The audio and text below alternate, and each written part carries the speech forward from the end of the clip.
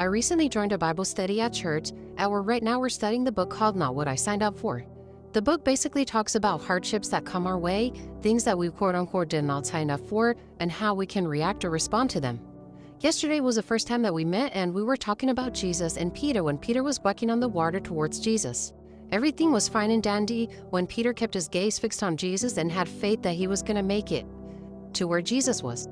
All of a sudden, Peter begins to doubt, and what happens the moment that he begins to doubt, he begins to sink. And I feel like this story is a representation of what happens in our lives. Whenever hardships come our way, we begin to doubt, and sometimes when we doubt, we begin to fear. What happens when we begin to fear? We begin to sink. And the enemy capitalizes on that. Whenever he sees that we are doubting, when he sees that we are struggling with our faith, what he wants to do is rob us of our peace, rob us of our joy, and even to the point of discouragement.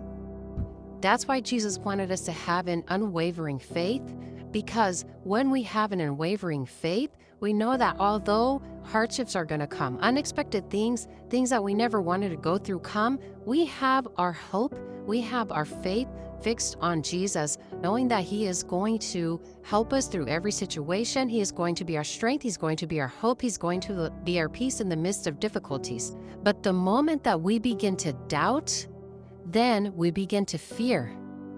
And so although it is hard to continually have a faith, even when things get really, really hard in our lives, there is nothing that compares to the peace that comes upon us when we continue to have faith in the Lord. We continue to place our hope and our faith and our trust in God, knowing that although things are hard, he will give us the strength, the peace, and the joy to go through whatever situation comes our way.